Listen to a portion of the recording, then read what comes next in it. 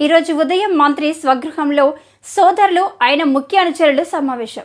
నిన్న రాత్రి విజయవాడకు చేరుకున్న రాష్ట్ర కార్మిక శాఖ మంత్రి గుమ్మనూరు జయరాం పెద్ద సంఖ్యలో వాహనాలకు టీడీపీ స్టిక్కర్లు వేసుకొని విజయవాడకు పయనం. ఈ రోజు సాయంత్రం 7 గంటలకు సమాచారం. అనంతపురం జిల్లా గుంతకల్లు టీడీపీ టికెట్ పై చర్చించే అవకాశం. టికెట్ ఇచ్చే విషయంలో ఒక క్లారిటీ వస్తే వైఎస్ఆర్సీపీ మంత్రి పదవికి రాజీనామా. టికెట్ విషయంలో చంద్రబాబు నాయుడు నుంచి స్పష్టమైన హామీ రాకపోతే విజయవాడలో తన సోదరులు ముఖ్య అనుచరులతో సమావేశం.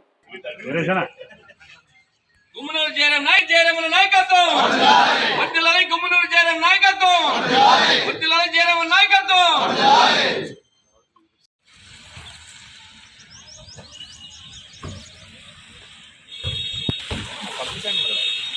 ఆల్బమ్